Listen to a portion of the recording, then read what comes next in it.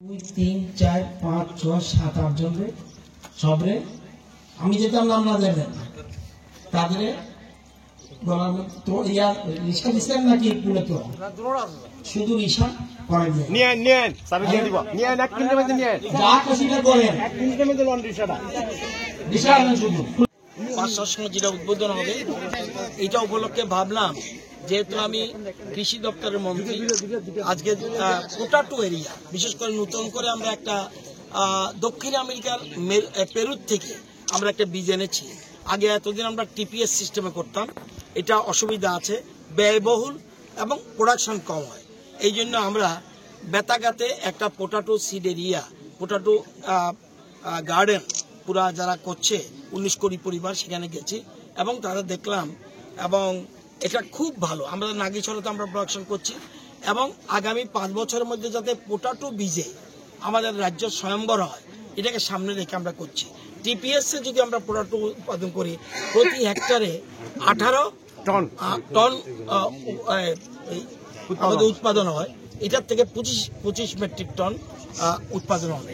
সেই জন্য আমরা এটাকে আমরা সারা রাজ্যে 8টা জেলাতে ভাগ করে দিয়েছি। আমরা নাগিছড়াতেও আমরা স্পেশালি করছি এবং কৃষকরা কি বলে এটা দেখতে এসেছি, তারা অত্যন্ত উল্লসিত। তারা বলছে এটা খুব ভালো ফসল এবং ভালো বীজ, এটাই আগামী দিনে তারা করবে। সাথে সাথে এই এলাকায় ধানের এরিয়া যেটা আমরা দেখলাম, বিশেষ করে আমাদের ইন্টিগ্রেটেড ক্রপ ম্যানেজমেন্ট সিস্টেমে ও সিঙ্গেল চারা দিয়ে কিভাবে অধিক ফসল করা যায় সেই জন্য আমরা চেষ্টা করছি। দক্ষিণ ত্রিপুরা এমনিতেই কৃষিতে স্বয়ম্বর, একে আরও বেশি কিভাবে বেশি উৎপাদন করতে পারে সেদিকে আমাদের লক্ষ্য। এবং আমরা এই এলাকায় আপনারা জানেন এখন আর গরু দিয়ে কেউ চাষ করে না, আমরা পাওয়ার টিলার দিচ্ছি, এখন আবার ট্রাক্টর শুরু করছি। আজকে যেটা দেখছেন আপনি ওনারা চারা যে ধানের যে চারা লাগাচ্ছে এটা আগামী দিনে লাগাবে না, মেশিনের মাধ্যমে একটা করে চারা পড়ে যাবে। এটা আমরা সেই মেশিনগুলিও দেব এবং মুহুরীপুর ব্লকে 2টো মেশিন দেব, যাতে দেখা যাবে একদিনে 20-30 কানি জমি একসাথে রোয়া ফেলতে।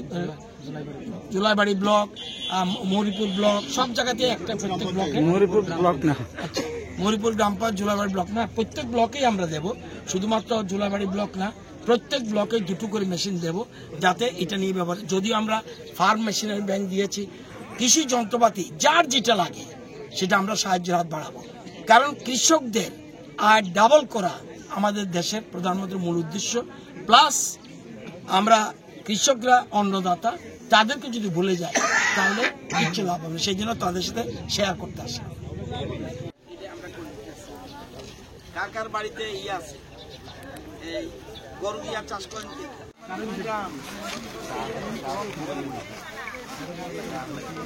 কৃষিকাজ সবাই জানেন, জানেন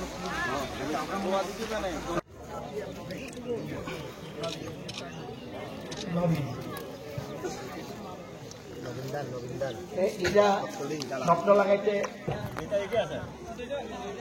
এই প্লটটা না সবটা ও আচ্ছা লাগাইছে বুঝলি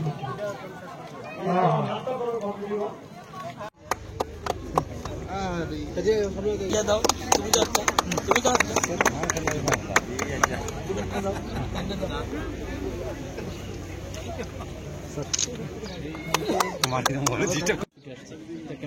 এটা অনুপ্রেরণা, দেশের প্রধানমন্ত্রী অনুপ্রেরণা।